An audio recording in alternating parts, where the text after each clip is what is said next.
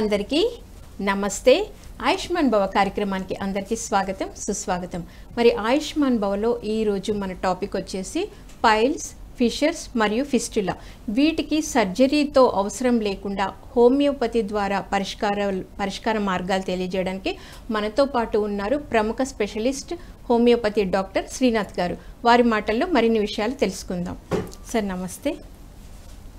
Sir, మరి చాలామందికి అంటే అవగాహన కూడా ఉండాలి కదా, అసలు ఈ మూడు డిఫరెంట్ కేటగిరీసా, వీటి మధ్య అసలు వ్యత్యాసం ఏంటి? రైట్ అండి. ఎండాకాలంలో ఎక్కువగా వేధించేటువంటి లక్షణాల్లో పైల్స్ లక్షణాన్ని మనం చెప్పుకోవచ్చు. అంటే శరీరంలో వేడి బాగా ఎక్కువగా అయినప్పుడు, శరీరంలో నీటి శాతం తగ్గినప్పుడు, మోషన్కి వెళ్ళినప్పుడు బ్లడ్ పడేటువంటి లక్షణాన్ని పైల్స్ అని అంటాము. దీన్నే తెలుగులో మనము మొలలు అనేటువంటి సమస్యగా చెప్పుకుంటాం. అయితే ముఖ్యమైన కారణం ఏంటంటే మలద్వారం దగ్గర రక్తనాళాలు వాపుకు గురైనందువల్ల ఈ ప్రాబ్లం అనేది తలెత్తుతుంది. ఇప్పుడు శరీరంలో నిలబడి ఎక్కువగా పని గంటలు చేసేటువంటి వ్యక్తుల్లో కాళ్ళ నరాలు వాపు వస్తాయి. దీన్ని మనం వ్యారికోస్ వెయిన్స్ అని అంటాము. సో ఇలాంటి రక్తనాళాల వాపే మలద్వారం దగ్గర ఏర్పడితే దాన్ని పైల్స్ అనేటువంటి లక్షణంగా చెప్తాము. ఇది ముఖ్యంగా మలబద్ధకం సమస్యతో బాధపడేటప్పుడు, శరీరము ఉండాల్సిన బరువు కంటే ఎక్కువగా బరువు ఉన్నప్పుడు, అలాగే ప్రెగ్నెన్సీ సమయంలో ఈ మూడు ఫేసెస్లో పైల్స్ వచ్చే అవకాశం ఎక్కువగా ఉంటుంది. ముఖ్యంగా ప్రెగ్నెన్సీ సమయంలో ఒక లేడీ సగటున 8 నుండి 10 కిలోల వరకు బరువు పెరగాలి. ఎందుకంటే తను తీసుకునేటువంటి ఆహారం తనతో పాటుగా లోపల బేబీకి కూడా అవసరం కాబట్టి. సో ఈ క్రమంలో అలా బరువు కాస్త ఎక్కువగా పెరిగినప్పుడు పేగుల యొక్క కదలికలు తగ్గుతాయి, స్తబ్దుగా మారుతాయి. దానివల్ల పేగుల కదలికలు పెరిస్టాల్సిస్ మూమెంట్స్ అని అంటాము. సో పేగుల కదలికలు సక్రమంగా లేక మలబద్ధకం ఇబ్బందికరంగా మారుతుంది. అంటే మోషన్ ఫ్రీగా రాకపోవడం అనేది కామన్ లక్షణంగా మారిపోతుంది ప్రెగ్నెన్సీలో. సో ఆ టైంలో ఈ ఇబ్బంది రావడం అనేది అత్యంత కామన్గా ఉంటుంది. అయితే 90% మందిలో డెలివరీ అయిపోయిన తర్వాత పైల్స్ లక్షణం అనేది కంప్లీట్గా తగ్గుతుంది. కేవలము 10% మందికి మాత్రమే అది మొండిగా మిగిలిపోతుంది. అలా మొండిగా మిగిలిపోయినటువంటి వ్యక్తులు హోమియోపతి మందులు వాడుకున్నట్లయితే సర్జరీ అనేది అక్కర్లేకుండా దీన్ని శాశ్వతంగా కంట్రోల్లో పెట్టుకోవచ్చు. అంటే సార్, చాలా సివియర్ అయిన తర్వాత కూడా సర్జరీ అవసరం లేకుండా హోమియోపతి ద్వారా ట్రీట్మెంట్ ఉంది. రైట్ అండి. సో ఇందులో రకరకాల ఫేజెస్ ఉంటాయండి, 3 రకాల స్టేజెస్ ఉంటాయి. స్టేజ్ 1 నుంచి మొదలుకొని స్టేజ్ 3 వరకు ఉంటాయి. ఇప్పుడు స్టేజ్ 1 అనేటువంటి దశలో ఏంటంటే కేవలము నొప్పి, మంట మలద్వారం దగ్గర మాత్రం ఉంటుంది. ఇక రెండవ దశలో నొప్పి, మంట, దురద, కొంత బ్లీడింగ్ ఉంటుంది, బ్లడ్ పడడం ఉంటుంది. మూడవ దశలో బ్లీడింగ్ అధికంగా ఉంటుంది, నొప్పి తక్కువగా ఉన్నప్పటికీ బ్లీడింగ్ అధికంగా ఉంటుంది. రెండవది మోషన్కి వెళ్ళేసి వచ్చిన తర్వాత మలద్వారం దగ్గర విపరీతమైనటువంటి నొప్పి ఉంటుంది. ఆ నొప్పి 1 గంట 2 గంటలతో మొదలుకొని 5-6 గంటల సేపు కూడా నొప్పి ఉంటుంది. అలా నొప్పి తీవ్రత ఎక్కువగా ఉండడము, బ్లీడింగ్ అధికంగా అయినట్లయితే అది పైల్స్లోని 3వ స్టేజ్గా చెప్పుకోవచ్చు. ఈ 3 స్టేజెస్లో ఏ స్టేజ్లో ఉన్నా కూడా కండిషను హోమియోపతి మందుల ద్వారా చాలా చక్కగా సర్జరీ అక్కర్లేకుండా తగ్గించుకోవచ్చు. సార్, ఇది చిన్న పిల్లల్లో కూడా వచ్చే అవకాశం ఉందా? రైట్ అండి. చిన్నపిల్లల్లో అంటే మనకు 10 ఏళ్ల లోపు పిల్లల్లో ఈ ప్రాబ్లము లక్షణం కనబడుతుంది. కాకపోతే దాన్ని పైల్స్ అనే కండిషన్గా మనం చెప్పలేము. అంటే ముందుగా ఒక 5 ఏళ్ల లోపు పిల్లల్లో సరైనటువంటి టాయిలెటరీ ట్రైనింగ్, అంటే ప్రాపర్గా టాయిలెట్ ట్రైనింగ్ నేర్పకపోవడం వల్ల మోషన్ని ఎక్కువసేపు ఆపుకోవడం జరుగుతూ ఉంటుంది. అలాగే బుద్ధిమాంద్యత పిల్లల్లో కూడా ఈ ప్రాబ్లం తలెత్తుతుంది. ఎందుకంటే ఈ సెన్సేషన్, మోషన్ వస్తున్నటువంటి సెన్సేషన్ అనేది వాళ్ళు పసిగట్టలేరు. సో ఆ సెన్సేషన్ వచ్చినప్పుడు బాత్రూంలో కూర్చోవాలి, అక్కడికి వెళ్ళి మొక్కుతూ కూర్చోవాలి, ఈ అంశాలు వాళ్ళకి అంతగా తెలియదు. సరైన మనం ట్రైనింగ్ ఇచ్చినా కూడా గుర్తుపెట్టుకొని అది ప్రాపర్గా ఇంప్లిమెంటేషన్ అనేది ఆ పిల్లల్లో ఉండదు. దానివల్ల ఈ పిల్లల్లో కొంచెం బ్లడ్ పడడం కనబడుతుంది. బ్లడ్ పడడం కనబడుతుంది కానీ దీన్ని పైల్స్ అని మాత్రం అనలేము. అలాగే కొందరికి అంటే ఒక 5% మంది పిల్లల్లో మలద్వారం అనేది పుట్టుకతోనే చిన్నగా ఉండవచ్చు. దానివల్ల కూడా పేగుల యొక్క కదలికలు సక్రమంగా ఉన్నప్పటికీ కూడా మోషన్ అనేది ఫ్రీగా అవ్వదు. సో అలా పిల్లలకు అంటే 5 ఏళ్ల లోపు పిల్లలకు ఆ విధంగా ఉంటే చిన్నపాటి సర్జరీ చేస్తారో ఆ సర్జరీ తర్వాత ఆ పిల్లలకు మళ్ళీ ఎటువంటి ఇబ్బంది లేకుండా ఉంటుంది. సో ఓవరాల్గా చెప్పుకోవాలంటే ఒక 10 ఏళ్ల లోపు పిల్లల్లో కూడా ఈ లక్షణాన్ని మనం కొంతమేర చూస్తాం. కాకపోతే దాన్ని పైల్స్ అని మాత్రం అనలేము. తాత్కాలికంగా వచ్చి పోతూ ఉంటుంది, అలా ఉంటుంది. సార్ ఇది అంటే ఫుడ్ మీరు ఇందాక చెప్పారు ప్రెగ్నెంట్ లేడీస్కి ఇలా కొన్ని చెప్పారు, అలానే మరి ఫుడ్ కూడా దీనికి ఏమన్నా ఉంటుందా? ఎలాంటి ఫుడ్ లోపించడం వల్ల ఇది వచ్చే అవకాశాలు ఉన్నాయంటే? రైట్ అండి. ముందుగా తగ్గినటువంటి ఫుడ్ విషయానికి వస్తే నీటి శాతం తగ్గడం వల్ల ఈ ప్రాబ్లం వస్తుంది. సగటున ఒక 3 నుండి 5 లీటర్ల వరకు వాటర్ తీసుకోవాలి. ఇంతకంటే తక్కువగా వాటర్ తీసుకోవడం మూలంగా పేగుల యొక్క కదలికలు సరిగ్గా లేక ఈ ప్రాబ్లం కనపడుతుంది. రెండవది ఫైబర్ సంబంధించిన ఐటమ్స్ తక్కువగా తీసుకోవడము. పీచు కలిగినటువంటివి బీర, చిక్కుడు, కాకరకాయ, బీన్స్ కాయ ఇలాంటివి తీసుకోకపోవడం వల్ల కాకర, సొరకాయ, ఆనపకాయ అంటాము, దోసకాయ ఇలాంటివి తీసుకోకపోవడం వల్ల ఈ ఇబ్బంది అనేది ఎక్కువగా ఉంటుంది. ఇక ఇది ఎవరికి ఎక్కువగా ఇబ్బంది ఉంటుందంటే కొంచెం నాన్ వెజ్ అధికంగా తీసుకున్నా లేదా ఆల్కహాల్ అధికంగా తీసుకున్నటువంటి వ్యక్తులకైనా ఇది ఇబ్బందికరంగా ఉంటుందండి. అంటే తరచుగా మద్యం స్వీకరించే వ్యక్తుల్లో ఇది అత్యంత కామన్గా కనబడుతుంది. అలాగే నైట్ డ్యూటీస్ ఎక్కువగా చేసేటువంటి వ్యక్తుల్లో కూడా పైల్స్ లక్షణం అనేది కనబడుతుంది. ఆ వ్యక్తుల్లో కూడా పేగుల కదలికలు సక్రమంగా లేక మలబద్ధకం కానివ్వండి, మోషన్ ఫ్రీగా లేక ఇబ్బంది అనేది ఎక్కువగా కనబడుతుంది. తద్వారా ఈ పైల్స్ లక్షణం తలెత్తే అవకాశం కనిపిస్తుంది. సార్ మరి అంటే సిట్టింగ్ చాలాసేపు కంటిన్యూస్గా అంటే లైక్ 8 అవర్స్ 9 అవర్స్ 10 అవర్స్ కంటిన్యూస్గా జాబ్ చేస్తున్న వాళ్ళు కూర్చుంటారు కదా, ఆ సిట్టింగ్ వల్ల కూడా వచ్చే అవకాశం ఉందా? రైట్ అండి. ఇది మీరు అడిగిన ప్రశ్నకు సెడెంటరీ లైఫ్ స్టైల్ అంటామండి. అంటే ఇలా ఎక్కువ పని గంటలు కూర్చున్నప్పుడు బరువు పెరిగే అవకాశం ఉంటుంది. అలా ఉండాల్సిన బరువు కంటే ఒక 5-6 కిలోలు బరువు పెరిగితే కూడా ఈ ప్రాబ్లం వచ్చే అవకాశం ఎక్కువగానే ఉంటుంది. అందుకనే ప్రతిరోజు ఫిజికల్ యాక్టివిటీ అనేది ప్రధానం. ప్రతిరోజు ఒక అరగంట 40 నిమిషాలు వాకింగ్ చేసుకోవడం అనేది అత్యంత ముఖ్యం. ఏ డైట్ తీసుకున్నా, ఎలాంటి జాగ్రత్తలు తీసుకున్నా ప్రతిరోజు ఒక ఫిజికల్ యాక్టివిటీ అయితే ఉండాలండి. కనీసము ఒక అరగంట సేపు. ఆ ఫిజికల్ యాక్టివిటీ లేకపోతే కంటిన్యూస్గా 8 గంటల నుంచి 12 గంటలు కూర్చుంటే మలబద్ధకం ఏర్పడుతుంది. పైల్స్ లక్షణం కూడా తలెత్తే అవకాశాలు ఎక్కువగా ఉంటాయి వీళ్ళల్లో. అలాగే ఇది కొంతమందిలో వంశపారంపర్యంగా కూడా కనిపిస్తుంది. తీసుకునే ఆహారం అంటే మసాలా ఇంటెక్ ఎక్కువగా కొన్ని ఫ్యామిలీస్ ఎక్కువగా తీసుకుంటారు. అంటే కారము పచ్చళ్ళు ఎక్కువగా తినడం అనేది వాళ్ళ ఫ్యామిలీలో ఎక్కువగా ఉంటుంది. అలాంటి వ్యక్తుల్లో కూడా ఈ ప్రాబ్లం అనేది అంటే కుటుంబం అందరికీ కూడా ఈ లక్షణం తలెత్తవచ్చు. అంతేకాకుండా ఈ సమస్య బాగా మొండిగా ఉందని చాలామంది సర్జరీ చేయిస్తూ ఉంటారు. సర్జరీ చేయించిన తర్వాత కూడా ఇది శాశ్వత పరిష్కారం కాదు. చేయించిన కొన్నాళ్ళ పాటు బాగుండి మళ్ళీ తర్వాత తిరగబెడుతూ వస్తుంది. అలా రెండోసారి మూడోసారి సర్జరీ అక్కర్లేకుండా మన మెడిసిన్స్ వాడుకుంటే మాత్రము ఈ సమస్య శాశ్వతంగా అదుపులోకి వస్తుంది. భవిష్యత్తులో మళ్ళీ రాకుండా కూడా మనం కాపాడుకోవచ్చు. సార్ ఇప్పుడు లేడీస్ జెంట్స్ ఇద్దరిలో ఉన్నప్పుడు ఎవరిలో ఎక్కువ తొందరగా వచ్చే ఛాన్సెస్ ఉన్నాయి? రైట్ అండి. ఇప్పుడు మహిళల్లో చెప్పుకున్నాం మనం ప్రెగ్నెన్సీలో మాత్రం అధికంగా కనబడుతుందని. ప్రెగ్నెన్సీ డెలివరీ అయిపోయిన తర్వాత ఈ సమస్య చాలా మందిలో తగ్గుతుంది. ఇక పురుషుల్లో అయితే ఒబేసిటీ వల్ల లావుగా ఎక్కువగా ఉండడము, ఆల్కహాల్ అధికంగా తీసుకోవడము, స్మోకింగ్ ఎక్కువగా చేయడము, నీళ్లు తక్కువగా తాగడము ఇలాంటి వ్యక్తులకు పురుషుల్లో అధికంగా కనబడుతుంది. ఏదేమైనప్పటికీ ఫస్ట్ ఫ్యాక్టర్ చెప్పుకోవాలంటే మాత్రము అధిక బరువు అండి. ఉండాల్సిన బరువు కంటే అధికంగా బరువు ఉంటే ఇది అత్యంత కామన్గా కనబడుతుంది. అంతే, ఇక ఖచ్చితంగా కనబడుతుంది. సో ఇప్పుడు బరువు ఉండడం మూలంగా ఏంటి, ఫిజికల్ యాక్టివిటీ కూడా ఉండదు. అంటే నడవాలంటే మోకాలు నొప్పులు, మెట్లెక్కాలంటే ఆయాసం వస్తుంది. కాబట్టి ఆ వ్యక్తి సరిగ్గా మెట్లెక్కడము దిగడము నడక తగ్గిస్తారు. దానివల్ల ఈ ప్రాబ్లము కొత్తగా స్టార్ట్ అవుతూ ఉంటుంది. కాబట్టి బరువును ఖచ్చితంగా అదుపులో పెట్టుకోవాలి. బరువును అదుపులో పెట్టుకోవాలంటే నోటిని అదుపులో పెట్టుకోవాలి. ఆహారాన్ని తిండిని ఆహారాన్ని దగ్గర అదుపులో పెట్టుకుంటే బరువు అదుపులోకి వస్తే ఈ ప్రాబ్లం కూడా ఆటోమేటిక్గా కంట్రోల్ అవుతుంది. సరే, ఇప్పుడు లైక్ కొంతమంది బరువులు ఎత్తుతూ ఉంటారు. బరువులు ఎత్తడం వల్ల కూడా ఇది వచ్చే ఛాన్సెస్ ఉందంటారా? రైట్ అండి. సో ఇప్పుడు మనం జిమ్లో ఎక్సర్సైజ్ చేసినప్పుడు అలాగే బరువులు ఎత్తడం ఇట్లాంటి అంశాల్లో కూడా ఈ కంప్లైంట్ వచ్చే అవకాశం ఉంటుందండి. కాకపోతే ముందుగా ఈ కంప్లైంట్ రాదు. ముందుగా ఏర్పడేటువంటి కంప్లైంట్ ఏమంటామంటే హెర్నియా అంటాము. అంటే ఇప్పుడు మనకు కడుపు ఉంది, కడుపు లోపల పేగులు ఉన్నాయి. పేగుల్ని కప్పి ఉంచుతూ సన్నటి పొర ఉంటుంది, దాన్ని పెరిటోనియం అంటాము. ఈ పొర పలచబడుతుంది, బాగా థిన్ అయిపోతుంది బరువులు ఎక్కువగా కలిపి చేస్తే. అప్పుడు ఆ పేగులని బయటికి ఇలా పొడుచుకొని వచ్చేస్తూ ఉంటాయి. సో అలా దాన్ని హెర్నియా అంటాము. ముందుగా ఈ హెర్నియా లక్షణం వచ్చే అవకాశం ఉంటుంది. ఇది మొండిగా మారి ఇది 1-2 నెలల పైగా సఫర్ అవుతూ ఉంటే అప్పుడు మీరు అన్నట్లుగా పైల్స్ కూడా వచ్చేటువంటి అవకాశం ఈ వ్యక్తులకు కనిపిస్తుంది. ఓకే సార్, మీరు ఇందాక అన్నారు సర్జరీ చేసుకున్న తర్వాత కూడా మళ్ళీ వచ్చే ఛాన్సెస్ ఉన్నాయి, హోమియోపతి మెడిసిన్ ద్వారా శాశ్వత పరిష్కారం ఉంది అన్నారు. సో ఆ మెడిసిన్ ఇచ్చినప్పుడు వాళ్ళు ఎలాంటి డైట్ ఫాలో అవ్వాలి? రైట్ అండి. ఈ లక్షణంతో సఫర్ అవుతున్నటువంటి ఏ వ్యక్తులైనా కూడా మన మెడిసిన్ రెగ్యులర్గా వాడుకుంటూ ఉంటే మాత్రము ఒక 1 to 3 monthsలో చాలా కేసెస్ తగ్గిపోతాయి. అంటే ఓ 70-80% పైగా 3 నెలల్లో ఇంప్రూవ్మెంట్ కనబడుతుంది. ఇక అంతకంటే మొండిగా ఉంటే మాత్రం ఇంకొంతకాలం పాటు వాడాల్సి ఉంటుంది. అయితే జాగ్రత్తల విషయానికి వస్తే మనం మెడిసిన్ వాడే ముందు ఉదయాన్నే అలాగే రాత్రి కొంచెం అల్లము వెల్లుల్లి వీటికి మాత్రం కాస్త దూరంగా ఉండాలి.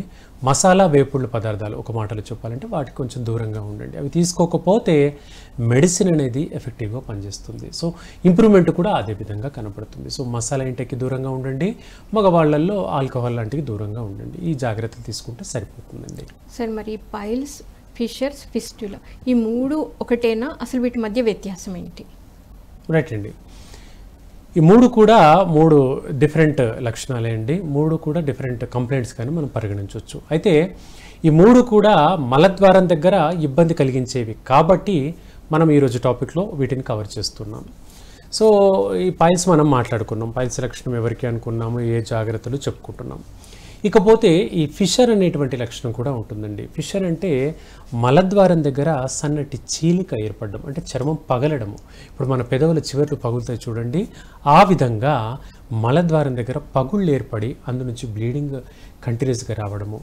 సో మనకి ఈ వ్యక్తి పేషెంట్ డాక్టర్ దగ్గరికి వచ్చినప్పుడు కంప్లైంట్ కూడా చేస్తారు. ఎలా? మోషన్కి వెళ్ళినప్పుడు మోషన్తో పాటుగా బ్లడ్ అనేది చారల్లాగా పడుతుందండి, డాట్స్ లాగా పడుతుందండి అనేటువంటి లక్షణం చెప్తారు. ఇది ఫిషర్ లక్షణంలో మాత్రమే కనపడుతుంది. ఆ తర్వాత రెండవ లక్షణం ఏంటి అంటే మోషన్కి వెళ్ళి వచ్చిన తర్వాత విపరీతమైనటువంటి నొప్పి, మంట మలద్వారం దగ్గర ఉంటుంది. అది ఒక 4-5 గంటల నుంచి మొదలుకొని 5-6 గంటల పాటు ఆ నొప్పి ఉంటుంది. ఇది ఫిషర్ యొక్క ముఖ్య లక్షణం. మరి మనం పైల్స్లో చెప్పుకున్నప్పుడు ఈ లక్షణం అంత తీవ్రంగా కనిపించదు. పైల్స్లో ఎలా అంటే అండి, బ్లడ్ చల్లినట్టుగా పడుతుంది, మలద్వారం నుంచి బ్లడ్ అనేది చల్లినట్టుగా పడుతూ విపరీతమైన నొప్పితో కూడి బ్లడ్ లాస్ అయిపోతూ ఉంటుంది పైల్స్లో. ఫిషర్లో బ్లడ్ లాస్ పెద్దగా అవ్వదు, కేవలం నొప్పి, మంట, అంటే అవస్థ ఎక్కువగా ఉంటుంది, బ్లీడింగ్ పెద్దగా ఉండదు. అలాగే మనం పైల్స్ లక్షణంలో చూసుకుంటే రక్తహీనత కనబడుతుంది, ఎందుకంటే తరచుగా బ్లడ్ పోతుంది కాబట్టి రక్తహీనత కనబడుతుంది. కానీ ఫిషర్ లక్షణంలో రక్తహీనత కనబడదు. అండ్ ఫిషర్లో కూర్చున్నప్పుడు, బండి నడిపేటప్పుడు, నడుస్తూ ఉన్నప్పుడు ఇబ్బంది, అనీజినెస్, పెయిన్ అనేది మలద్వారం దగ్గర కనబడుతుంది. పైల్స్ లక్షణంలో పెద్దగా నొప్పి అవస్థ అనేది కనిపించదు. సో ఇది కొంచెం స్వయంగా డిఫరెన్షియేట్ చేసుకోవాల్సిన అంశం. ఈ లక్షణాన్ని బట్టి డాక్టర్ గారిని కన్సల్ట్ చేస్తే మాత్రము సరైన ట్రీట్మెంట్ సకాలంలో పడితే మాత్రం ఈ సమస్యకు సర్జరీ అక్కర్లేదండి. 100% హోమియోపతి మందుల ద్వారా తగ్గుతుంది. సార్ మరి ఫిస్టులా అది కూడా సేమా? అది కూడా డిఫరెంట్? ఫిస్టులా కూడా డిఫరెంట్ అండి. ఫిస్టులా విషయానికి వస్తే ఎలా ఉంటుందంటే మలద్వారం దగ్గర, మోషన్కి వెళ్ళేటువంటి మలద్వారం దగ్గర ఒక చిన్న పుండు ఏర్పడుతుంది. అంటే మలద్వారం దగ్గర కాకుండా కొంచెం దూరంగా ఒక 1 inch 2 inches దూరంలో ఒక చిన్న పుండు ఏర్పడుతుంది.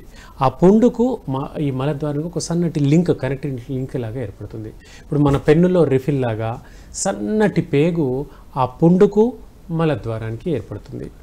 ఇప్పుడు ఈ సన్నటి పేగు ద్వారా అక్కడ ఒక చిన్న పుండు ఏర్పడి ఆ పుండు నుంచి రస్సి కారడము, నీరులాగా రావడము, చీము రావడము, నెత్తురు రావడము, దుర్వాసనగా ఉండడము, ఇలాంటి లక్షణాలు కనబడతాయి. అవి ఫిస్టులా ఇన్ యానో అనేటువంటి లక్షణంగా చెప్తాము. ఇది ఎక్కువగా ఈ పైల్స్ లక్షణం ఉండేటువంటి వ్యక్తులకు కనపడుతుంది.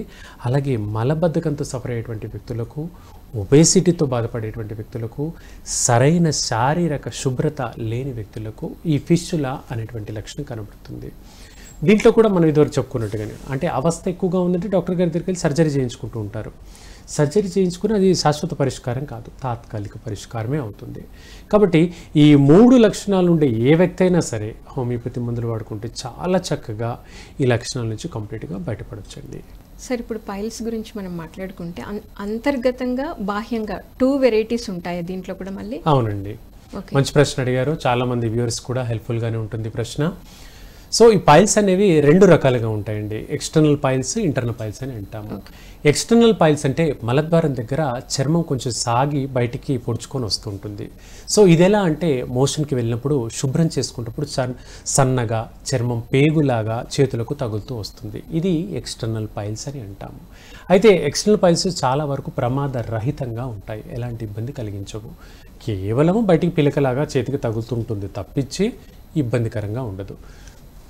ఇక ఇంటర్నల్ పైల్స్ అనే విషయానికి వస్తే ఈ ఇంటర్నల్ పైల్స్ అనేది ఆ లోపల ఉండేటువంటి రక్తనాళం వాపు గురై అది బ్లీడింగ్కి కారకంగా మారుతుంటుంది. సో మోషన్కి వెళ్ళినప్పుడు మన ముక్కగానే అది చిట్లి బ్లడ్ పడడం అనేది జరుగుతుంది. సో ఇంటర్నల్ పైల్స్ అనేవి కొంచెం ప్రమాదకరంగా ఉంటాయి.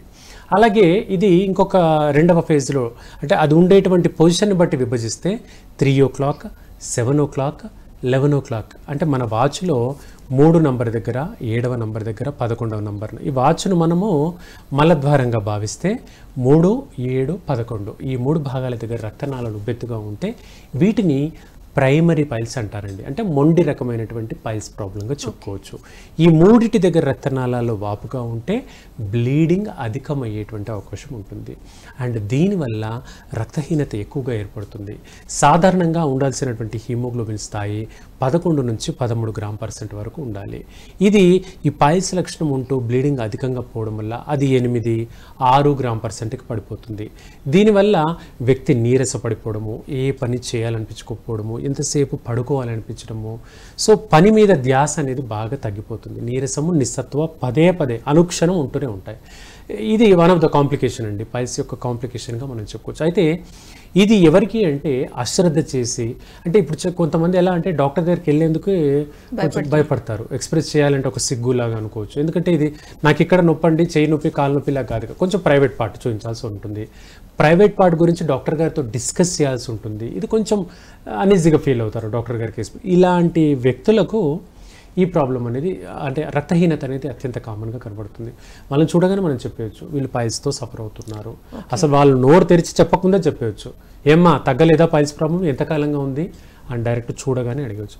అవునండి డాక్టర్ గారు అదే ప్రాబ్లం మీద నేను వచ్చానంటారు. ఏంటంటే ఫేస్ అంతా పాలిపోయి ఉంటుంది, జుట్టు రాలిపోతుంది, మాట్లాడడానికి శక్తి సహకరించదు, నీరసము, బలహీనత, కూర్చోవాలంటే కూడా ఆయాసం, అమ్మ అంటూ కూర్చోడానికి, కుర్చీపైన కూర్చోవాలంటే కూడా నీరసం, అంత బలహీనం. ఏది యుక్త వయసు వ్యక్తులు, 30 ఏళ్ల వ్యక్తులు కూడా అంత బలహీనంగా ఏర్పడుతుంటే అది piles or fissure related complication and రక్తహీనతతో బాధపడుతున్నారు అనేది ఒక గట్టి నిదర్శనంగా చెప్పుకోవచ్చండి. సరే, ఈ పైల్స్ అనేది ముఖ్యంగా అంటే ఏ ఏజ్ నుండి ప్రారంభం అవుతుంది? సరే, అంటే ఇప్పుడు ఫర్ ఎగ్జాంపుల్ 30 to 40 years వాళ్ళకి ఎక్కువ ఎవరికి వస్తుంది? రైట్ అండి. ముఖ్యంగా చెప్పాలంటే 25 నుంచి 35 ఏజ్ గ్రూప్ వాళ్ళకు చాలా ఎక్కువగా కనపడుతుంది. అయితే మిడిల్ ఏజ్ అని చెప్పుకోవచ్చు అండి దీన్ని. జనరల్గా 30 నుండి 40ని మిడిల్ ఏజ్ అని అంటాము, 30 నుంచి 40 ఏజ్ గ్రూప్ని. కానీ ఈ రోజుల్లో లైఫ్ స్పాన్ అనేది కొంచెం తగ్గింది కాబట్టి కానీ దానికంటే కొంచెం ముందుగానే ప్రాబ్లమ్స్ కనబడుతున్నాయి. సో ప్రధానంగా కారణము అంటే ఆల్కహాల్ ఇంటేక్ అండి, ఎక్సెస్ ఆఫ్ ఆల్కహాల్ ఇంటేక్. ఇదివరకు కొద్దిగా ఒక 10 ఏళ్ల క్రితం వరకు మనం ఆలోచిస్తే ఆల్కహాల్ తీసుకోవడం నెలకు 2 నెలలకు ఒకసారి లాగా ఉండేది. ఇప్పుడు వారంలో 2-3 సార్లు అనేది అత్యంత కామన్గా అయిపోయింది. ఇంకా చెప్పాలంటే కొన్ని జోన్స్లో మర్యాద కోసం అంటూ కూడా ఆల్కహాల్ ఎక్కువగా తీసుకుంటున్నారు. సరదాగా నలుగురితో కూర్చొని మాట్లాడాలంటూ కూడా ఆల్కహాల్ అధికంగా తీసుకుంటారు. ఇలా ఈ కంటెంట్ అధికంగా తీసుకున్నప్పుడు దాని తగ్గట్టుగా మసాలా, వేపుళ్ళు ఎక్కువగా తీసుకుంటారు. ఇది జీర్ణ వ్యవస్థ పైన ప్రభావితం అవుతుంది. తీసుకున్నటువంటి ఆహారంలో వెనిగర్ కలపడము, మసాలాలు, మిరియాలు ఇవన్నీ కూడా మంచి కంటెంట్ అయినప్పటికీ మోతాదు మించి తీసుకుంటున్నాం కాబట్టి పేగు లోపలి పొరల్ని పాడు చేస్తాయి. దానివల్ల రక్తనాళాలు చిట్లి ఈ పైల్స్ కానీ ఫిషర్ లక్షణానికి దారితీస్తుంది. సార్, మరి ఇందాక మనం చెప్పుకున్నాం డెలివరీ టైంలో లేడీస్కి వచ్చే ఛాన్సెస్ ఉన్నాయి. సో అవి అలా తగ్గకుండా ఉన్నప్పుడు వాళ్ళకి పీరియడ్స్ వచ్చినప్పుడు వాళ్ళకి ఎలాంటి ప్రాబ్లం ఉంటుంది సార్? రైట్ అండి. మహిళల్లో ఈ డెలివరీ సమయం తర్వాత ఒక 4 నుంచి 5 నెలల పాటు ఈ ప్రాబ్లం కనపడుతుంది. ఆ 4-5 నెలల తర్వాత ఈ ప్రాబ్లం చాలా మందిలో తగ్గుతుందండి, 90% మందికి తగ్గుతుంది. ఇక పీరియడ్స్ ఆన్సెట్ అయినప్పుడు కూడా ఇప్పుడు ఎక్సెస్ బ్లీడింగ్ అయ్యేటువంటి అవకాశాలు ఇక్కడ కనపడుతుంటాయి. ముఖ్యంగా మలద్వారం దగ్గర బ్లీడింగ్ వల్ల కొంత రక్తహీనత ఏర్పడుతుంది. తర్వాత డేట్ రిలేటెడ్ ఇష్యూస్ వల్ల కూడా కొంత రక్తహీనత ఏర్పడుతుంది. సో మహిళల్లో రక్తహీనత అనేది కొంచెం కామన్ అంశంగా మనం కన్సిడర్ చేయొచ్చు. పురుషుల్లో రక్తహీనత అంటే హైలీ అన్కామన్, మగవారిలో హైలీ అన్కామన్. మగవారిలో రక్తహీనత ఏర్పడుతుందంటే ఇంకా అది ఇతర అంశాలకు సస్పెక్ట్ చేయొచ్చు. ముఖ్యంగా పేగులకు సంబంధించిన క్యాన్సర్కి, స్టొమక్ క్యాన్సర్ అంటాము, ఇలాంటి లక్షణాలకు మనం కొంత సస్పెక్ట్ చేయొచ్చు. ఏది మగవారిలో అయితే మగవారిలో రక్తహీనత పదే ఏర్పడుతుంది అంటే పేగులకు సంబంధించినటువంటి క్యాన్సర్గా మనం సస్పెక్ట్ చేయొచ్చు. మహిళల్లో ఇది అనుకోలేము, ఎందుకంటే డేట్ వల్ల కావచ్చు, పైల్స్ రిలేటెడ్ కావచ్చు. ఇది 2 అంశాలకు కూడా మనము హోమియోపతి మందు ద్వారా కంట్రోల్ చేయొచ్చు. ఇప్పుడు మహిళల్లో బ్లీడింగ్ ఎక్సెస్గా అవుతుంది అనుకుందాం, దాని రిలేటెడ్ పీసీఓడి ఉందా, గర్భసంచిలో ఫైబ్రాయిడ్స్ ఉన్నాయా అనే విషయాన్ని మనం కనుక్కున్నాం అనుకోండి, అంటే స్కానింగ్ ద్వారా తెలుసుకున్నాం అనుకోండి, దానికి అనుగుణంగా మెడిసిన్ వాడడం అనుకోండి, అద్భుతంగా పనిచేస్తుంది. అసలు ఈ గర్భసంచిలో ఉండి ఏర్పడేటువంటి ఫైబ్రాయిడ్స్ కానివ్వండి, పీసీఓడి సమస్యలు కానివ్వండి, ఇక ఏ మందులు అక్కర్లే, హోమియోపతి మందులు వాడుకుంటే బ్రహ్మాండంగా తగ్గుతుంది. ఎంత ఏజ్ 20 ఏళ్ల పిల్లల నుంచి మొదలుకొని 50 ఏళ్ల వ్యక్తుల దాకా అయినా సరే పీసీఓడీలు ఫైబ్రాయిడ్లు సూపర్గా తగ్గుతాయి హోమియోపతిలో. కావాల్సిందల్లా కాస్త ఓపిక పెట్టుకొని రెగ్యులర్గా మందులు వాడుకుంటే కంప్లీట్గా ఈ ప్రాబ్లం సాల్వ్ అవుతుంది. సార్, మీరు ఇందాక అన్నారు చాలా మంది డాక్టర్తో ఈ విషయం డిస్కస్ చేయడానికి షై ఫీల్ అవుతారు. అవునండి. అలా షై ఫీల్ అయ్యి నెగ్లెక్ట్ చేసి రాకుండా ఉన్నప్పుడు, ఇలా ఈ ప్రాబ్లం ఉన్నప్పుడు అది ఎలాంటి సైడ్ ఎఫెక్ట్స్కి దారితీస్తుంది? రైట్ అండి. అదే మనం చెప్పుకుంటున్నాం కదా, ఇప్పుడు ఈ లక్షణం బాగా మొండిగా ఉంది, డాక్టర్ గారి దగ్గరికి వెళ్ళి ఎక్స్ప్రెస్ చేయలేకపోతున్నారంటే ఫస్ట్ వచ్చేటువంటిది రక్తహీనత అండి. రెండవది బ్రెయిన్కి ఆక్సిజన్ సప్లై అనేది తగ్గుతుంది, దీన్ని హైపాక్సియా అంటారు. మూడవది గుండె పైన భారం పడుతుంది. గుండె పైన భారం బాగా పెరుగుతూ వచ్చింది అనుకోండి, అది బీపీకి మారొచ్చు. లేదా కార్డియాక్ స్ట్రోక్, హార్ట్ పైన స్ట్రోక్ వచ్చేటువంటి అవకాశాలు కూడా కనిపిస్తుంటాయి. అంటే గుండె పైన దుష్ప్రభావం అధికంగా కనబడుతుంది, రక్తపోటు బాగా పెరిగే ప్రమాదం కనబడుతుంది. కాబట్టి ఎట్టి పరిస్థితుల్లో కూడా ఈ లక్షణము ఒక 15 రోజులు, నెల రోజులు అంతకు మించి పెట్టుకోవద్దండి. అంతకుమించి ఈ అవస్థ పెట్టుకున్నాను అనుకోండి, కండరాలు క్షీణిస్తాయి, నరాలు క్షీణిస్తాయి, ఎముక పల్చబడుతుంది, బ్రెయిన్కి ఆక్సిజన్ సప్లై తగ్గుతుంది, నిద్ర పట్టదు, చర్మం తన ఎలాస్టిసిటీ సాగే గుణాన్ని కోల్పోతుంది, శరీరంలో నీటి శాతం తగ్గుతుంది, మెమరీ మందగిస్తుంది. ఇలా ఎన్నో కంప్లైంట్స్ దాని వెంట ఒకటి వస్తూనే ఉంటాయి. సార్, ఇప్పుడు ఒకవేళ మేము అసలు డాక్టర్ దగ్గరికి మాకు హోమియో వద్దు, సర్జరీ వద్దు, కానీ ఇంట్లో ఉన్న, అంటే లైక్ మీరు ఇందాక చెప్పారు వాటర్ ఎక్కువ తీసుకోవచ్చు అని, అలా వాకింగ్ చేస్తూ వాటర్ తీసుకుంటూ తగ్గించుకునే ఛాన్సెస్ ఏమైనా ఉన్నాయి? తప్పకుండా ఉంటుందండి. అది ఎంత మేరకు మాత్రం కేవలం ఒక వారం రోజుల వ్యవధి వరకు మాత్రమే. అంటే ఏ హోమ్ రెమెడీ అయినా, ఏ ఆరోగ్య సమస్యకైనా ఒక 5 రోజుల నుంచి వారం రోజుల వరకు. 5 రోజుల నుంచి వారం రోజుల వ్యవధి దాటిందనుకోండి, ఇంకా చాలు, హోమ్ రెమెడీతో పరిష్కారం లేదు, అందుబాటులో ఉన్న డాక్టర్ని కలవాలి. ఎందుకంటే మనం చెప్పుకుంటున్నాం, ఇప్పుడు కాంప్లికేషన్స్ కూడా మాట్లాడుకున్నాం. అలాంటి కాంప్లికేషన్ దారితీసి అప్పుడు డాక్టర్ గారికి కూడా ట్రీట్మెంట్ చేయడం కష్టం అవుతుంది. ఎందుకంటే కాంప్లికేషన్స్ ఎక్కువైన అనుకోండి, గుండెను పనితీరును చూసుకోవాలి, వాళ్ళకి ఏదైనా బీపీ షుగర్ ఉందనుకోండి దాన్ని అదుపులో పెట్టుకోవాలి, ఇప్పుడు పైల్స్కి ట్రీట్మెంట్ చేయాలి. సో డాక్టర్ గారు కూడా అది డీల్ చేయడం కష్టతరం అవుతుంది. ఇప్పుడు మళ్ళీ ఆయన మనం బ్లేమింగ్ చేయలేము, డాక్టర్ గారు మీ దగ్గరికి వచ్చాము ఏం తగ్గించలేరండి అనడానికి ఉండదు.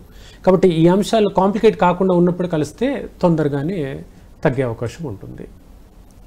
ఓకే సార్, ఇప్పుడు ఆహారము అంటే డైట్ మీరు చెప్పారు, ఇలాంటివి తీసుకోవడం వల్ల ఎక్కువ వచ్చే ఛాన్సెస్ ఉన్నాయి. అంటే ప్రాపర్ డైట్ మెయింటైన్ చేస్తూ ఉంటే కొంచెం స్టార్టింగ్ స్టేజ్లో ఉన్నప్పుడు తగ్గే ఛాన్సెస్ కూడా ఉన్నాయి? తప్పకుండా అండి. ఇనిషియల్గా ఉన్నప్పుడు అంటే మనకి లక్షణం కనపడుతుంది అనుకున్నప్పుడే వారం 10 రోజుల్లో తీసుకోవాల్సినటువంటి కూరగాయలు ఎక్కువగా తీసుకోవాల్సింది బీన్స్ అండి. బీన్స్ తీసుకున్న తర్వాత ఆనపకాయ అంటాం, సొరకాయ అంటాం కదా, ఈ ఆనపకాయ కూర అధికంగా తిన్నా, లేదా దోసకాయ, ఈ 3 చాలా మంచివండి. పైల్స్ లక్షణం రాకుండా, జీర్ణాశయ క్యాన్సర్లు రాకుండా, జీర్ణానికి సంబంధించి gastric ulcers, duodenal ulcers, peptic ulcers, ulcerative colitis, ఇవన్నీ రకరకాల పేర్లు, ఇది జీర్ణ వ్యవస్థకు సంబంధించి, పేగులకు సంబంధించి. సో ఇవేవి రాకుండా కాపాడేందుకు ఈ 3 రకాల కూరగాయలు చాలు. ఆనపకాయ, ఇప్పుడు మనం చెప్పుకున్న దోసకాయ, ఆనపకాయ, ఇలాంటివి ఈ 2-3 కూరగాయలు చాలండి. జీర్ణ వ్యవస్థ పనితీరు మెరుగయ్యేందుకు చాలా హెల్ప్గా ఉంటుంది. అండ్ చాలామంది కొన్ని రకాల కూరగాయల వెజిటబుల్ జ్యూసెస్ ఈ మధ్య తాగుతున్నారు, అది కూడా కొంతవరకు మంచిదే, కానీ మోతాదు ఎక్కువ తీసుకోకూడదు. ఇప్పుడు టీ కప్పు లాగా తీసుకుంటే పర్వాలేదు, ఒక పెద్ద గ్లాసులు తీసుకుని అందులో షుగరు, బెల్లం అలా ఎక్కువ వేసి తీసుకుంటే అది అన్నెసరీ అనమాట. అంటే శరీరానికి కొంత మైక్రో న్యూట్రియంట్స్ అవసరం అండి. ఇప్పుడు మనం ఎగ్జాంపుల్ చెప్పుకోవాలంటే, ఇప్పుడు మన శరీరానికి నరాలు బలంగా ఉండడానికి జింక్ అవసరం అండి. ఎంత అవసరము? 0.02 మైక్రో యూనిట్స్ అవసరం, అంతవరకు చాలు. జింక్ ఆరోగ్యానికి మంచిదట అని ఒక గ్లాసులో పోసుకొని అయితే మనం తాగలేం కదా, ఆ విధంగా ఎక్సెస్గా తీసుకోవద్దు. ఏది కూరగాయల జ్యూస్ అయినా సరే, పండ్ల రసాలైనా సరే, దాన్ని ఎంతవరకు తీసుకుంటే అంతవరకు అయితే అది సరిగ్గా పనిచేస్తుంది, కాంప్లికేషన్స్ రాకుండా కాపాడుతుంది. సార్, ఇప్పుడు షుగర్ పేషెంట్ పర్సన్కి పైల్స్ ప్రాబ్లం ఉందనుకోండి సార్, ఆ టైంలో వచ్చినప్పుడు మీకు హోమియోపతి మెడిసిన్ ఇస్తూ ఉంటారు కదా, అప్పుడు ఎలాంటిది చెప్తారు? అంటే ఫుడ్ కానీ, వాకింగ్ కానీ, ఇంకా ఏమైనా ఎక్స్ట్రా యాక్టివిటీస్? తప్పకుండా అండి. షుగర్ కానీ బీపీతో సఫర్ అవుతున్న వ్యక్తులకు ఈ పైల్స్ ఫిషర్ వచ్చిందనుకోండి, కేవలము 3 రోజుల టైంలోనే మనం ఈ పైల్స్ ప్రాబ్లం తగ్గించవచ్చు. 3 డేస్లో ఇంప్రూవ్మెంట్ చూపించవచ్చు. వాళ్ళ షుగర్ లెవెల్ అదుపులో ఉంటే చాలు, అదొక్క సహకారం వాళ్ళ నుంచి కావాలి మనకు. ఆ మాత్రలు, షుగర్ మాత్రలు ఏదైతే వాడుతున్నారో ఆ వాడుతూ షుగర్ కంట్రోల్ ఉంటే 3 డేస్లో చాలా వరకు కంట్రోల్, 90% కంట్రోల్ అవుతుందండి 3 రోజుల్లో. అంటే ఒక స్టేజ్లో చెప్పాలంటే ఇంగ్లీష్ మందుల కంటే కూడా తొందరగా ఇంప్రూవ్మెంట్ ఈ 3 రోజుల్లోనే మనకు కనబడుతుంది. ఎవరికి షుగర్ అదుపులో లేకుండా కాంప్లికేషన్స్ ఎక్కువ ఉండేటువంటి వ్యక్తులకు మాత్రమే ఇది డిలే అవుతుంది, అంటే తగ్గించేందుకు డిలే అవుతుంది, కాలం అనేది లేట్ అవుతుంది. సో అంటే ఇక్కడ చేయాల్సింది ఏంటంటే, ఇప్పుడు డాక్టర్ గారు షుగర్కి 2 మాత్రలు ఇచ్చారనుకోండి, చాలామంది చేసే పొరపాటు ఏంటంటే నాకు ట్యాబ్లెట్లు నచ్చవు అని అంటారు కొందరు. ఇంకో వ్యక్తి ఏమంటాడు, డాక్టర్ గారు ట్యాబ్లెట్ రాసిచ్చారు, నేను వాడుతుంటే నాకు అలవాటు అయిపోతుంది అందుకే తగ్గించాను అంటాడు. సో ఇవన్నీ ఏంటి, వ్యక్తిగత నిర్ణయాలు. ఈ వ్యక్తిగత నిర్ణయాల వల్ల చాలామంది ఆరోగ్యం పాడవుతుంది. డాక్టర్ గారి సలహా లేకుండా షుగర్ మాత్రం ఎప్పుడు మానొద్దండి, షుగర్ బీపీ మాత్రం ఎప్పుడు మానొద్దు. అది ప్రాణానికే రిస్క్, చాలా ప్రాణానికే. అప్పుడు ఇంకో డాక్టర్ గారి దగ్గరికి వెళ్ళి బ్లేమ్ చేయడం అన్నెసరీ అవుతుంది, హైలీ రిస్క్ అండి. సో అలాంటి లక్షణాలు స్టార్టింగ్ ఫేజ్లో ఉన్నప్పుడే మనకు షుగర్ అదుపులో ఉందండి అనుకున్నాం అనుకోండి, అదే టైంలో మనం హోమియోపతి స్టార్ట్ చేసుకుంటాం. 3 days కేవలం 3 రోజుల్లో ఇంప్రూవ్మెంట్ చూపెట్టవచ్చు, ఇంకేం కాంప్లికేషన్స్ లేవుంటే. ఏ వయసు వారికైనా 60 ఏళ్ళు 70 ఏళ్ళ వ్యక్తులకైనా మనం చూడవచ్చు. అయితే ఇక్కడ ఇంకొక విషయం అండి, ఏజ్ బాగా పెరిగిన తర్వాత, అంటే సీనియర్ సిటిజన్ 60 ఏళ్ళు దాటాయండి, 60 దాటిన తర్వాత మోషన్కి వెళ్ళినప్పుడు బ్లడ్ పడుతుందండి. ఇది కొంచెం కాంప్లికేటెడ్ అంశం అండి. ఎందుకంటే 60 నుంచి 65 లేదా 55 to 60 ఏజ్ గ్రూప్లో బ్లడ్ పడుతుంది అంటే ఖచ్చితంగా కొలనోస్కోపీ అనేటువంటి పరీక్ష చేయించాలి. ఎందుకంటే ఈ ఏజ్లో పేగుల్లో క్యాన్సర్ వచ్చే అవకాశం ఎక్కువగా ఉంటుంది. క్యాన్సర్ తాలూకు కణితి ఏర్పడే అవకాశము, క్యాన్సర్ తాలూకు పుండు ఏర్పడే అవకాశం ఎక్కువగా ఉంటుంది, చాలా ఎక్కువగా ఉంటుంది. అండ్ ఎందుకు మళ్ళీ విచిత్రం ఏంటో చెప్పినా, ప్రపంచం మొత్తం మీద పేగుకు సంబంధించిన క్యాన్సర్స్ మన కంట్రీలోనే ఎక్కువ. ఎందుకంటే మీకు ఐడియా వచ్చేసింది, తీసుకునే ఆహారపు అలవాట్లను బట్టి. ఇతర కంట్రీల్లో లాగా కాకుండా మన దగ్గర ఎక్కువ మసాలా ఇంటేక్ ఉంటుంది. మనకు జనరల్గా కూర, పచ్చళ్ళు, మిరియాలు, మసాలా ఇంటేక్ ఎక్కువగా ఉంటుంది. దానివల్ల పేగుల పైన ఎక్కువ ప్రభావితం అవుతుంది. ఇప్పుడు ప్రపంచం మొత్తం మీద షుగర్ ఎక్కువగా ఉన్నది మన దేశంలోనే. అదేవిధంగా జీర్ణాశయ క్యాన్సర్లు అధికంగా ఉన్నది కూడా మన దగ్గరే. సో 55 to 60 ఏజ్ గ్రూప్ వాళ్ళు దీన్ని పైల్స్ అనుకోవడానికి లేదు, కొలనోస్కోపీ అనే పరీక్ష చేయించుకోవాలి. అవసరమైతే సిటీ స్కాన్ అనే పరీక్ష చేయించుకొని మందులు వాడుకుంటుంటే, దానికి తగ్గట్టుగా మెడిసిన్ వాడుకుంటే అది అదుపులోకి వస్తుంది. సార్ ఒక కాలర్ ఉన్నారు, తప్పకుండా అండి, తప్పకుండా. హలో అండి. హలో, నమస్తే సార్, చెప్పండి. Hello hello madam. నమస్తే సార్, డాక్టర్ గారు ఉన్నారు, మాట్లాడండి. సరే madam. Hello hello hello sir, మీరు టీవీ ఆఫ్ చేసి నేరుగా డాక్టర్ గారితో మాట్లాడండి.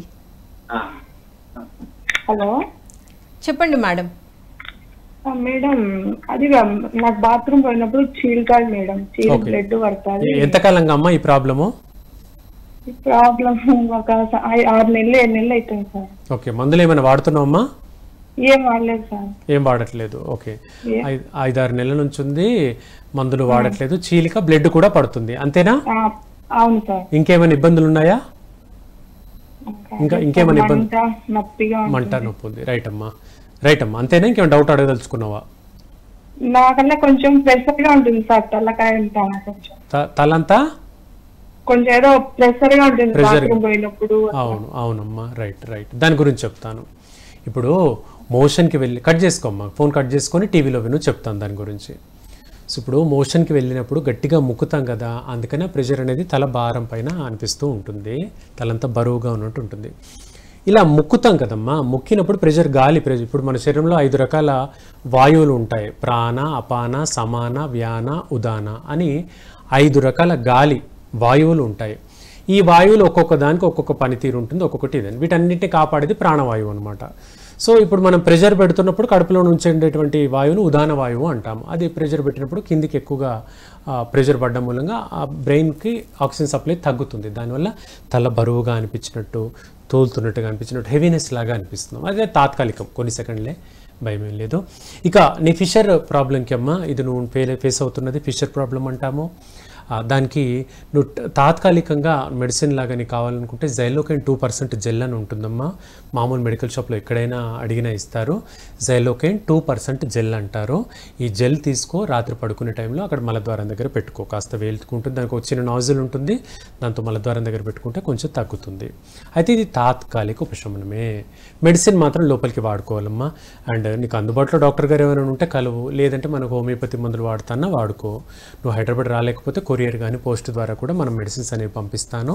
సో ఈ కాల్ అయిపోయిన తర్వాత, ఈ ప్రోగ్రామ్ అయిన తర్వాత మన నంబర్ డిస్ప్లే వస్తుంది, చూసుకొని ఒకసారి మాట్లాడమ్మా, మందులు కూడా పంపిస్తాము. Okay sir. సార్ మరి ఇందాక పైల్స్ గురించి మాట్లాడుకుంటే అంటే పల్లెవాసులకి పట్టణవాసులకి అంటే మనకు 2 కేటగిరీస్ ఉంటాయి. ఎవరికి తొందరగా వచ్చే అవకాశం ఉంది? రైట్ అండి. సో ఎక్కువగా ఇది అర్బన్ ఏరియాస్ ఉండే వాళ్ళకే మనం పైల్స్ లక్షణం చూస్తుంటామండి. ముఖ్యంగా సిటీ అనే అంశానికి వస్తే ఫుడ్ హ్యాబిట్స్ మారుతూ ఉంటాయి కాబట్టి దానికి అనుగుణంగా జరుగుతుంది. పని వేళల్లో మార్పులు, ఆహారపు అలవాట్లో మార్పులు, ఇవి రెండు కూడా జీర్ణ వ్యవస్థను ప్రభావితం చేస్తాయి.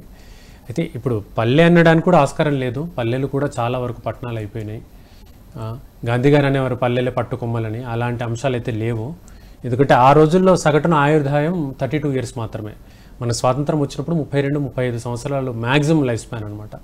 ఇప్పుడు 2021 నివేదిక ప్రకారంగా మనం చూస్తే 67 సంవత్సరాలు మన లైఫ్ స్పాన్. 2050 సంవత్సరానికి వచ్చేసరికి మన ఇండియాలో లైఫ్ స్పాన్ 76 సంవత్సరాలు అనేది నార్మల్ అవుతుంది. ఎందుకంటే అందుబాటులో వైద్యులు ఉంటున్నారు, పరీక్షలు ఉంటున్నాయి, హాస్పిటల్స్ ఉంటున్నాయి, ముందుగానే ప్రివెంటివ్ మెడిసిన్స్ ఉంటున్నాయి. కాబట్టి ఇంకొక 25 ఏళ్లలో 76 సంవత్సరాలు అనేది కామన్ థింగ్ అనమాట. మనిషి బతకడం అనేది 76 ఏళ్ళు 100 నుండి 76 వచ్చింది. 100 అనేది మన పుస్తకాల్లో చదివాం. అది పుస్తకాల్లో ఎప్పటికీ అలాగే ఉంటుంది. ఎప్పటికీ 100 ఏళ్ళు మనిషి ఆయుర్దాయం 100 ఏళ్ళు అని ఉంటుంది.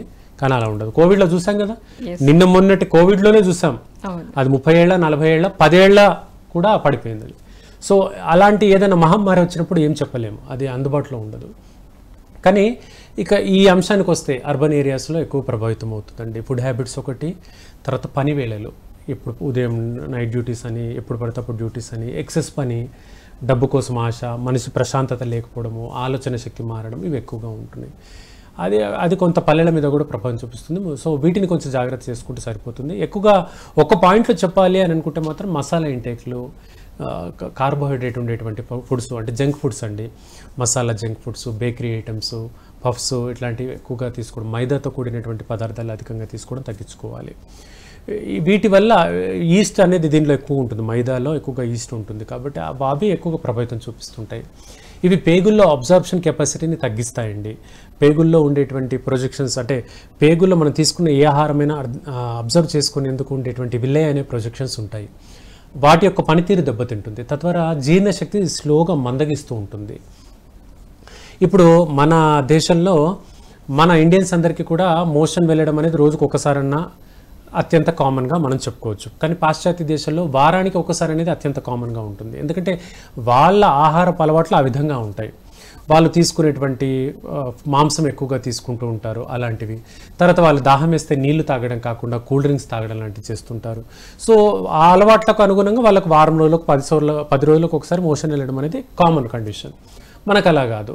ఒక రకంగా చెప్పాలంటే మనది ఆరోగ్యకరమైనటువంటి పరిస్థితి, కానీ చేతులారా మన ఆహారపు అలవాట్లను మనం పాడు చేసుకొని ఈ విధంగా చేసుకుంటున్నాం. ఇప్పుడు చూడండి, జొన్న రొట్టె ఆరోగ్యానికి మంచిది, చేసుకునే ఓపికలు లేవు, చేయడం రాదు సార్, రాదు, చాలా కష్టము, కొనుక్కోవాలి, అది అందుబాటులో ఉండదు. అందుబాటులో ఉన్న చోటుకెళ్ళి ఒకటో రెండో కొన్నామంటే మళ్ళీ ఏం పోతాంలే అంత దూరం, పోము, అయిపోయిందా, ఉన్నది మనం ఇప్పటిలాగానే మళ్ళీ అన్నము కూర పప్పు చాలు. మరి మన జొన్న రొట్టె మంచి పోషకాలని తెలుసు, మిల్లెట్స్ గురించి కూడా బ్రహ్మాండం తెలుసు, కొనుక్కొచ్చి తెచ్చినా కూడా చేసుకోవాలంటే చాలా కష్టం, సహకరించట్లేదు శరీరం. మళ్ళీ ఎంత చిన్న ఏజ్లో 25-30 ఏళ్లే, మళ్ళీ ఉద్యోగానికి వెళ్ళాలన్నప్పుడు వెంటనే టెన్షన్గా 9ంటికి బయలుదేరుతాం, మెట్రో టైంకి ఆగదేమో అని ఆలోచన. సో అంటే క్రైటీరియా మారింది. ఆహారపు అలవాట్ల మీద పెట్టే క్రైటీరియా అంతా ఉద్యోగం మీద, జాబ్స్, కొలువులు, డబ్బు, ఈ కోణంలో వెళ్ళేసరికి ఆరోగ్యం పైన కాన్సన్ట్రేషన్ ఆటోమేటిక్గా తగ్గుతుంది. అప్పుడు చివరి ఆఖరిలో డాక్టర్ గారు గుర్తొస్తారు.